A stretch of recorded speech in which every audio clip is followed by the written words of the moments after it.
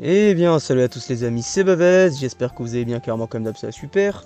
Aujourd'hui, on va tout simplement se retrouver pour la review de l'épisode 9 de Dragon Ball Daima. Donc bon, comme d'habitude, on va aller revoir l'épisode en long, en large et en travers. S'il y a incohérence, il y a, on rebondira dessus bien évidemment.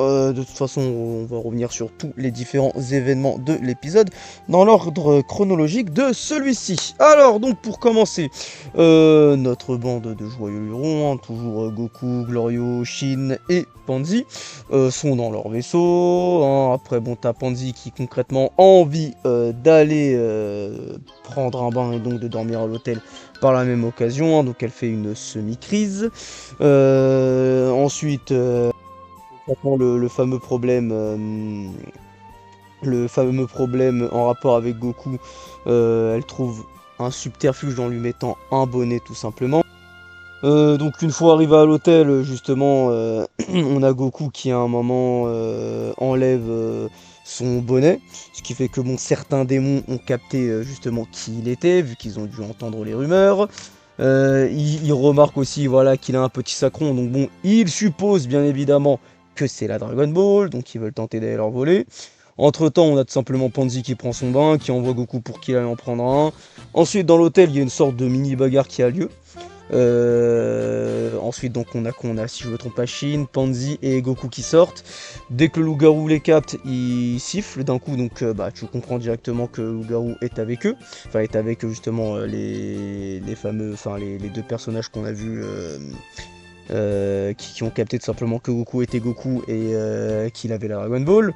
Donc ensuite on a tout simplement l'un des alliés qui est une sorte de piaf qui va pour récupérer la Dragon Ball. Voilà, il arrive à la voler, il s'envole, etc. Goku n'arrive pas à le retrouver.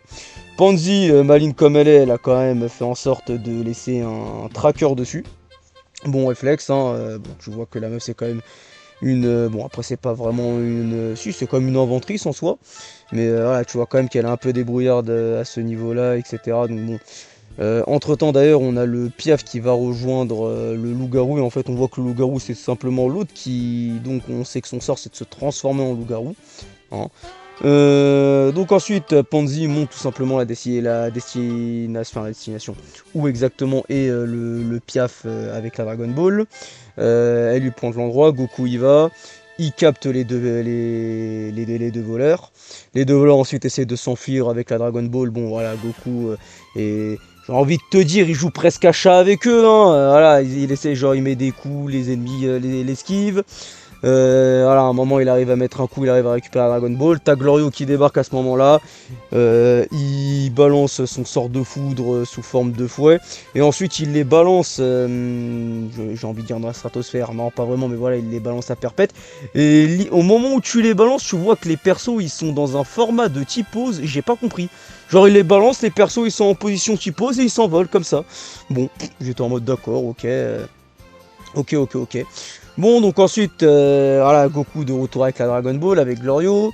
Si je ne me trompe pas, Tashin ou Glorio peut-être qui propose tout simplement de quitter l'hôtel.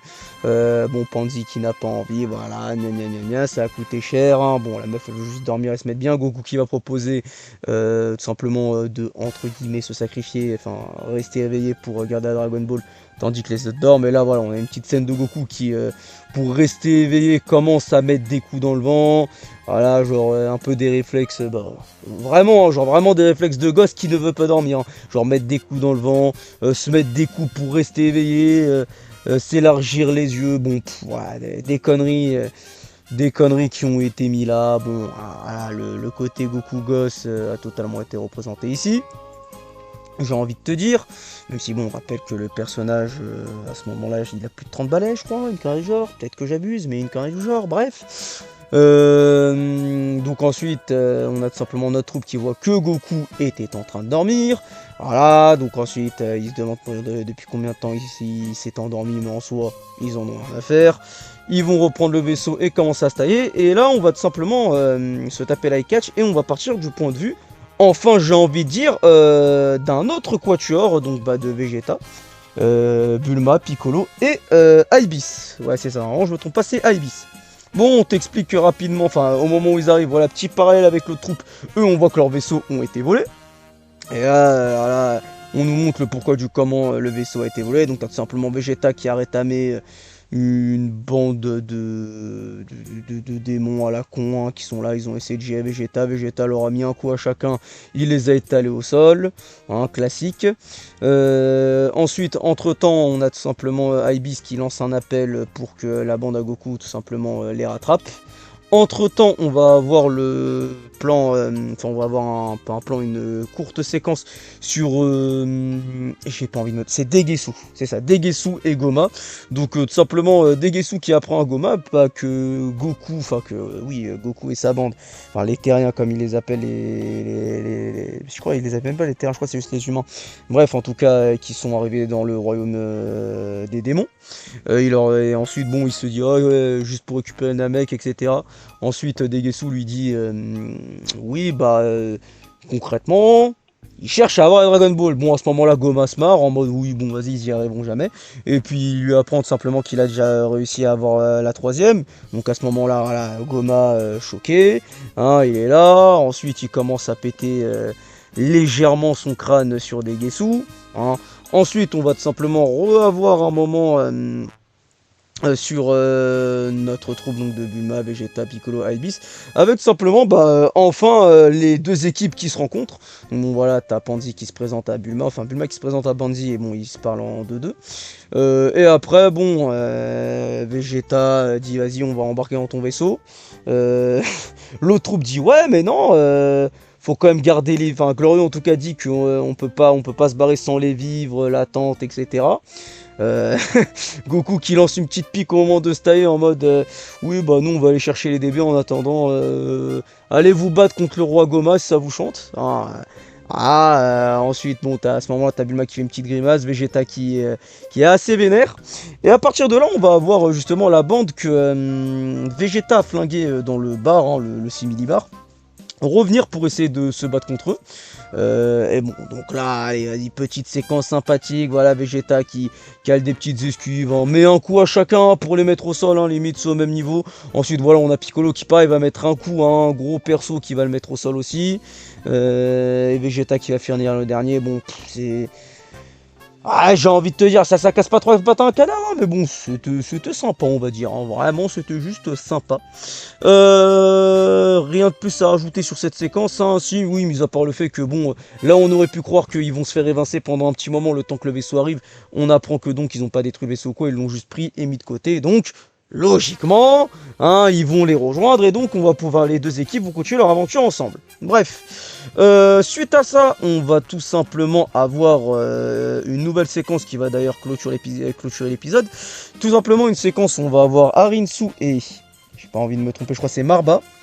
C'est pas Marbella, je crois que c'est Marba. Voilà, donc tout simplement qui continuent leur rituel pour avoir un nouveau Majin, hein, un nouveau Majin Buu. Bon, c'est pas Buu, mais bon, un nouveau Majin quoi. Donc à ce moment-là, elle parle d'ailleurs de graines de Saibaman. Pour ceux qui ne connaîtraient pas, les Saibaman sont les petites créatures à la con que Nappa invoque, entre guillemets invoque, où il plante les graines, etc. Et donc il invoque pour se battre contre les guerriers Z. Et Yamcha est mort face à l'un d'eux pour rappel.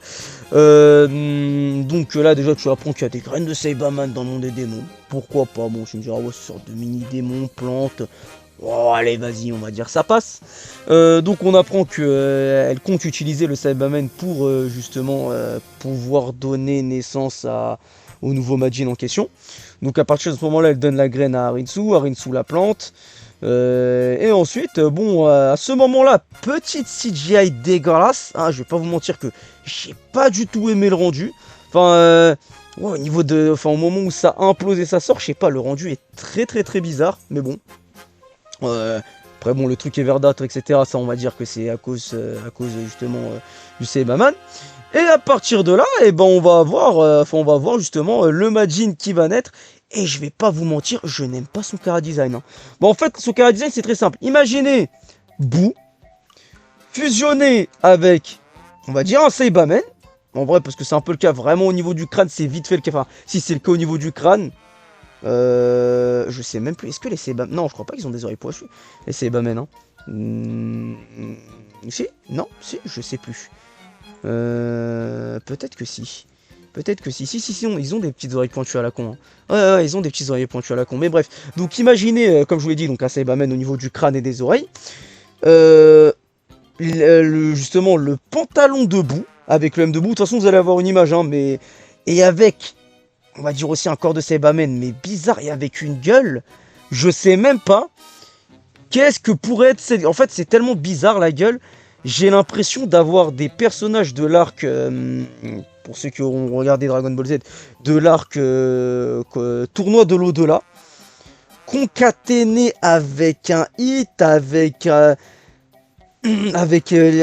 kiwi, je sais pas, la fusion, ça fait un truc bizarre. Je le trouve dégueulasse, le chara design. Hein.